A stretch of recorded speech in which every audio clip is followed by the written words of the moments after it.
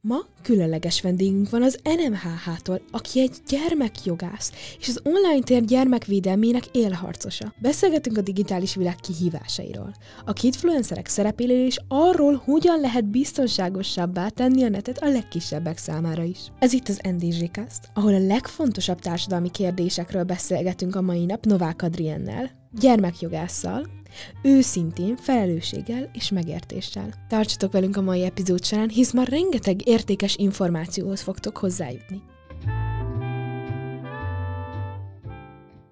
Szia Adri, üdvözöllek az NDZcastben. Hatalmas nagy megtiszteltetés, hogy találkoztunk, és hogy itt lehetsz ma. Hogy érzed magad? Egyelőre izgatottan várom az első podcast adásomat. Jó lesz, megígérem. Kezdjük az első kérdéssel. Ami úgy hangzik, hogy miért pont annó a gyermekjogot választottad, és mi volt a személyes indítékod benne?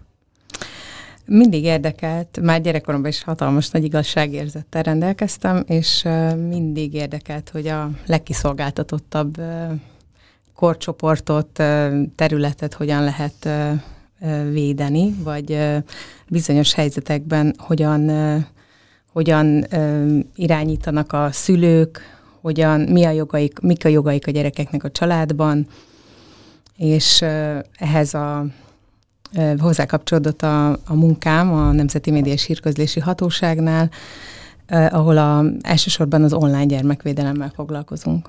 És találkoztál már valaha, mint személyes élmény gyermekbántalmazással, vagy online kidfluenceringgel? Szerencsére nem találkoztam gyerekbántalmazással. Igazából hallottunk számos olyan példát a NMHH által üzemeltetett bűvösvölgy központokban a gyerekektől, akik elszenvedői az online zaklatásnak, online bántalmazásnak, de szerencsére személyes tapasztalatom ezzel nincs. És a kidfluencerekkel akkor kezdtem el behatóbban foglalkozni, amikor a gyermekjogi szakjogászképzésen a szakdolgozatomra készültem. Adri, te hogy definiálnád a saját szemléletmódodból a kidfluencinget, mint jelenség a mai napokban? Külön választanám azokat a gyerekeket, akik saját indítatásból lépnek ebbe a világba, illetve azokat a gyerekeket, akik bármilyen szülők által vezérelt okok miatt lesznek online tartalomgyártók. Ha csak általános megfogalmazást kellene mondanom, akkor azok a gyerekek, a kidfluencerek, akik digitális tartalmakat gyártanak haszonszerzési célból. És mi fogott meg ebbe, hogy ebből írd a szakdolgozatodat? Nagyon szeretem a büntetőjogot, és kíváncsi voltam rá, hogy hol van a szülői felelősségnek a határa ebben a kérdésben, hogy azok a gyerekek, akik digitális tartalomgyártóvá válnak, illetve sharentingnek a elszenvedői, ugye a sharenting az a szülői túlposztolásnak a jelentés a sharentingnek, hogy hol van a határ a szülői felelősség, illetve a jogszabályi környezet között. És olvastam egy cikket pont a kidfluencingről, ahol volt egy ilyen cím, hogy gyermekmunka új köntösbe. Mit gondolsz erről? Ezzel teljesen egyetértek, és ugye a szakdolgozatomban is azt vizsgáltam, hogy megvalósítják-e a szülők a kiskorú veszélyeztetését akkor, hogyha a gyermekeiket a kidfluencer foglalkozás irányába terelik. És ez számos olyan kérdést vetett fel, ami arra utalt, hogy nem csak a kiskorú veszélyeztetését, de ugye a gyermekmunka büntetőjogi tényállását is könnyen ki lehet meríteni ezzel a fajta szolgáltatással.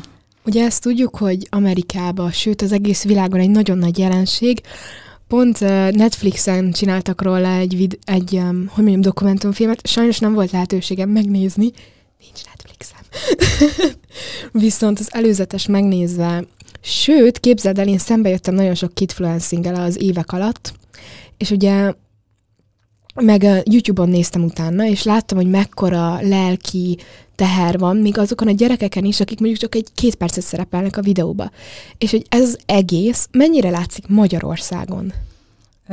Szerintem egyre elterjedtebb, ha még nem is olyan mértékben, mint az USA-ba, végülis az Amerikai Egyesült Államok, ugye a lehetőségek országa, itt erre is sok lehetőség van, de hogy itthon is egyre több családi, vagy olyan gyerekcsatorna van a YouTube-on, az Instagramon, a TikTokon, ami igazából megmutatja azt, hogy mennyire természetes ezeknek a gyerekeknek ez a közeg, vagy legalábbis azt mutatják ezek a videók, hogy ők nagyon természetesen élik meg. Nyilván, ahogy a Bad Influence sorozatban is, amit említettél, ha eltelik X idő, nem biztos, hogy a gyerekek szívesen látják a korábbi éveknek a produktumait viszont, és ez egy számos olyan jelenséget vonz a gyerekek életében, mint az online zaklatás, vagy olyan digitális veszélyeknek teszik ki őket a szüleik, amiktől egyébként mondjuk az offline életben meg nagyon szívesen megóvnák őket, de azt gondolják, hogy ez egy veszélytelen dolog, és gondolom, amikor az első alkalommal megérkezik a megtekintések után a busás jövedelem, akkor nagyon könnyű elfelejteni, hogy ezeknek a gyerekeknek ez a gyerekkora, és igazából országvilág elé kiteszik a mindennapjaikat. És itt egyből az a kérdés jut az eszembe, hogy azok a gyerekek, akik mondjuk 6 évesen szerepeltek a videóba, és most 18-ak, és így nézik, hogy atya világ, ezt nem szeretném látni, mert a munkámat fogja veszélyeztetni, sőt a karrieremet, hogy nekik van joguk letörölni, vagy itt hogy van a jogrendszer, hogy a szülőnek van hozzáférése, vagy egy gyereknek?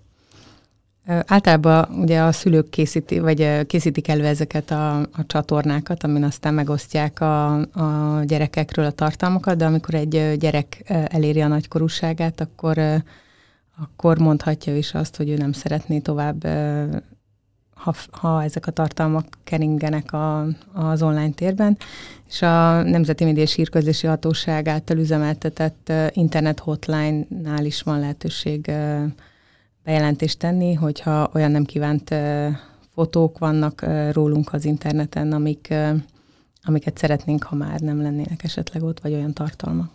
És visszatérve, ez egy nagyon nem csak a kidfluencinghez kapcsolódik, ez egy átlagos ilyen internetes kérdés, hogy azok a fotók, amiket Instagramon felteszünk, és tegyük fel, hogy pár hónap múlva letöröljük, azok még tényleg azt jelenti, hogy még ott vannak a világ hálón, és így bármikor le lehet kérni őket? Vagy ez hogy működik, ha tudsz erről pár szót esetleg?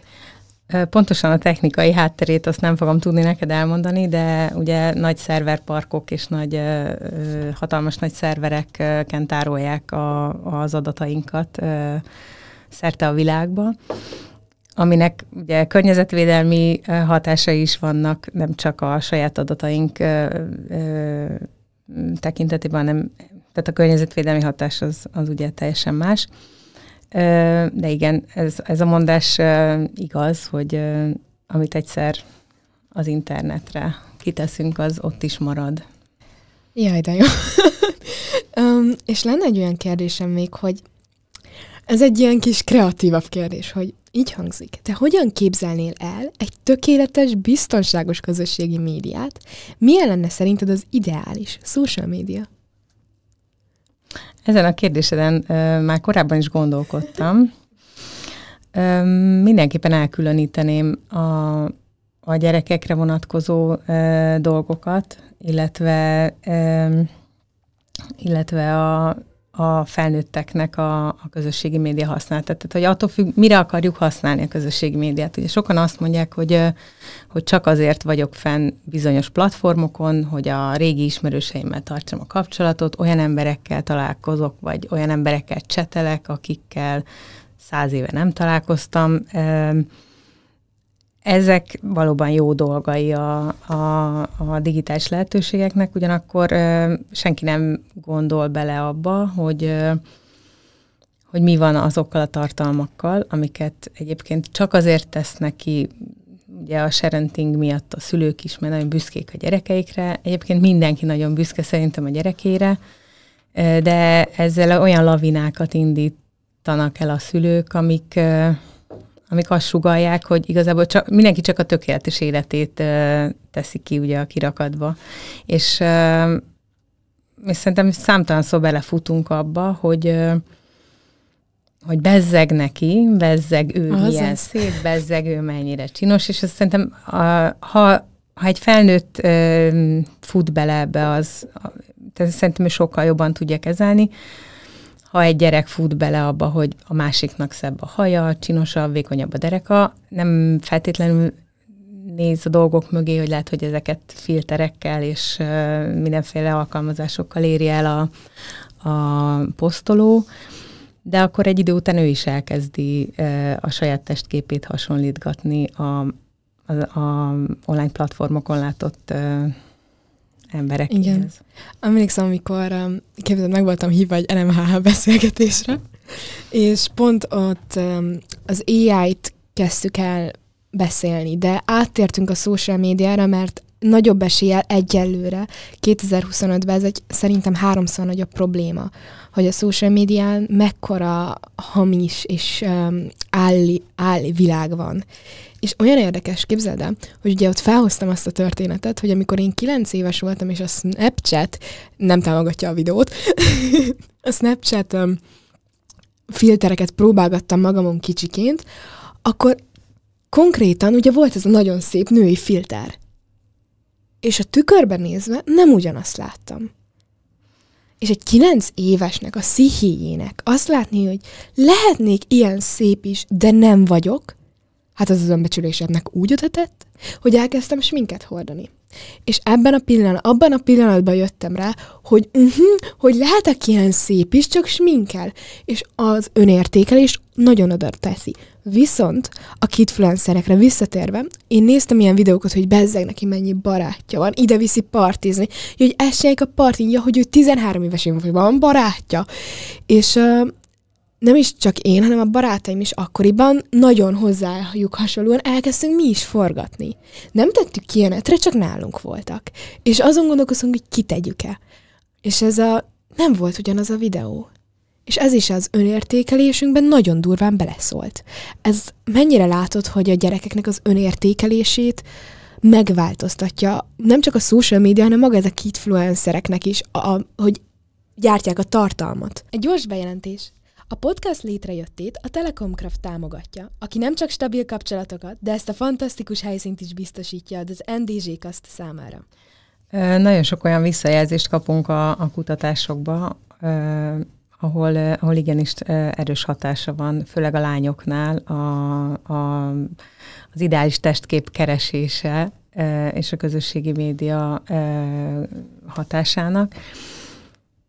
Amit mondtál te is, hogy nagyon sok kislány, és főleg ebben a kérdésben a lányok sokkal veszélyeztetettebbek, hogy nagyon sok kislány hasonlítja magát az online tartalmakhoz, és ugye nem tudja, hogy amögött a videó mögött, lehet, hogy csak egy 3 perces, vagy egy 20 másodperces videó, de hogy azt mennyi munkával készítették el.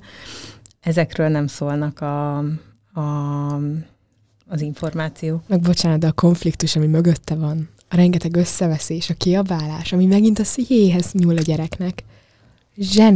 Zseniális, hogy mennyire fel vannak építve, és egy olyan kérdésem lenne, hogy szerinted mi az a kor, amikor már bátrabban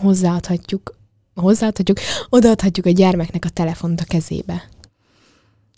Szerintem semmi esetre se a 9 éves, hogy a saját példádat mondtad. Nekem van 3 gyerekem, és a majdnem 13 éves gyerekemnek sincs még mobiltelefonja.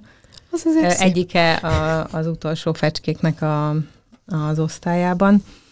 De amikor megkérdezték tőle, hogy őt bántja-e, hogy neki nincs telefonja, akkor annyit mondott a kérdezőnek, hogy igazából lehet, hogy jó lenne, de hogy cserébe ő nem szorong, mert hogy nem lát olyan tartalmakat, amiket az osztálytársai egyébként látnak, és hogy őt ezek a kérdések szerencsére még nem foglalkoztatják. De hogy mi az ideális kor, szerintem ez nem lehet egy ilyen választóvonalat húzni. Én azt gondolom, hogy a családi háttértől és a családi kommunikációnak az erősségétől nagyban függ, hogy lehet, hogy van olyan család, ahol egy 18 évesnek sem lenne szabad mobiltelefont vagy közösségi média közelébe engedni, de ha megfelelő a biztonsági háló, amit a családi háttér tud adni, akkor azt gondolom, hogyha minél többet beszélgetünk a gyerekekkel ezekről a igazából valós veszélyekről, akkor és megvan a kölcsönös bizalom, hogy bármit elmondhat a szüleinek, vagy van egy olyan felnőtt a gyereknek a környezetébe, akivel megoszthatja ilyen jellegű szorongásait, akkor lehet, hogy egy 13 éves kezében is biztonságos lesz ez az eszköz. Hát ez nagyon szép. Nem, amúgy anyáik nem tudták, hogy van Snapchat. Szóval ez az én hibám. Megígérem, ez nem anyáikról szólt. De nem is a szüleidet akartam ezzel hibáztatni, csak hogy nagyon sok olyan család van, ahol igazából digitális babysitternek használják az okos eszközöket. Teljesen mindegy, hogy ez egy okos tévé, egy okos telefon, egy tablet, egy bármi. Cserébe addig sem kell foglalkozni a gyerekkel, és ahogy mondtam, van 3 gyerekem, szóval nem tudom elítélni azokat az embereket, akiknek kell egy nagy levegő délután 4-kor a sok-sok gyerekdal és a mindenféle után, de hogyha megvan a balansz, hogy cserébe elmondjuk a gyereknek, hogy mit látott, vagy beszélgetünk arról, hogy a közösségi médiában ne jelöljön vissza számára ismeretlen embereket, vagy mondja el, ha olyan emberek próbálkoztak kapcsolatba kerülni vele, akiket ő nem ismer, hogy mik lehetnek ezek mögött a jelenségek mögött. Szóval szerintem elsősorban a szülők felelőssége az, hogy mielőtt eszközt adnak a gyerek kezébe, maguk is edukálják ilyen téren magukat. Köszönjük, hogy velünk tartottál az NDZ Cast-ban a mai epizódunkban. Ha tetszett, amit hallottál, ne felejts el feliratkozni, értékelni a műsort és megosztani másokkal is. Kövess minket a közösségi médiában, és írd meg, te mit gondolsz a mai témáról. Találkozunk a következő adásban, addig is maradj kíváncsi, nyitott és inspirált. Ciao.